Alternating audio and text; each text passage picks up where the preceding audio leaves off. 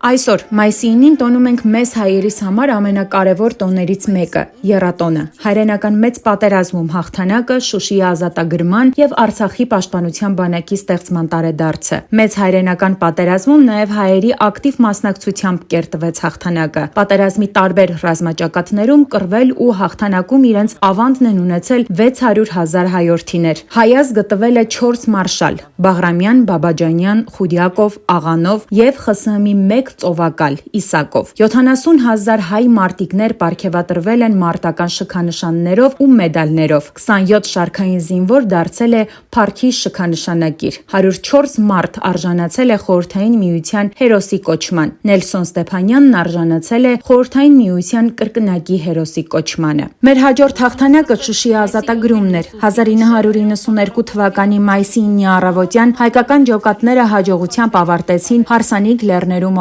օպերացիան, որի արդյունքում ազատագրվեց հրաշագեղ Շուշին։ Ազատագրական գործողություններն իրականացվել են 4 ուղղությամբ միաժամանակյա հարձակումներով։ Մայիսի 8-ի գիշերը ժամը 2:30-ին Քիրսի ռազմական դիրքերը գրավելուց և Լաչին Շուշի ճանապարհը հսկողության տակ վերցնելուց հետո հայկական զորքը մտավ Շուշի և մայիսյան հերթական լուսաբացին Բերդաքաղաքի Սուրբ Ղազանչեցոց եկեղեցու ավերված գմբեթին արդեն ծածանվում էր հայոց հաղթական եռագույնը։ Այն նորանկախ Հայաստանի պատմության ամենափառավոր էջերից է։ Հետաքրքիր է նաև Հարսանիք լեռներում օպերացիայի անվան պատմությունը։ Այդ ժամանակ պաշտպանության նախարար Վազգեն Սարգսյանն անիրագործելի էր համարում կոմանդոսի ներկայացրած Շուշիի ազատագրման մարտական պլանը։ Կարծում էր, որ նման օպերացիա իրականացնելը դեռ վաղ է ու պետք է դրան լավ պատրաստվել։ Նրանք որոշել էին Շուշին գրավելուց հետո լեռներում Վազգեն Սարգսյանի հարսանիքը կազմակերպել։ Այդպես էլ օպերացիան ստացել է Հարսանիք լեռներում պայմանական անվանումը։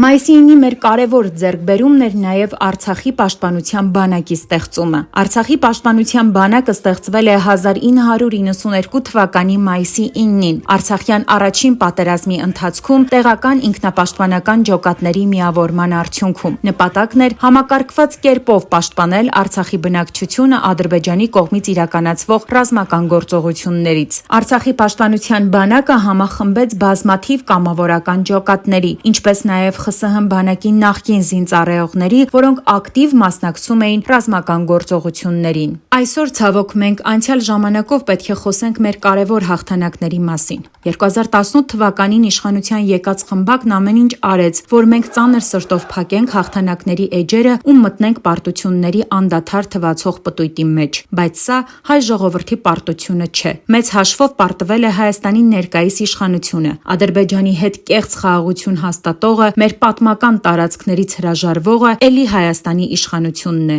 ոչ թե հայ ժողովուրդը, ով հաշտ չէ իրեն պարտադրված պարտության հետ։ Մենք իրականում չենք համակերպվել ոչ կորուստների, ոչ էլ պարտության հետ։ Եվ այսօր թեկուզ մեր եռատոնը կիսատ է, բայց հույսի կարասը լիքն է, որ հայի անպարտելի տեսակը դեռ չի կորել ու մեզ նոր հաղթանակներ են սպասվում։ Մենք դեռ մեր երեխաներին նորից պետք է պատմենք նոր Հարսանիք լեռներում օպերացիաների ու հայոց Բերդաքաղաք Շուշիի վերադարձի մասին։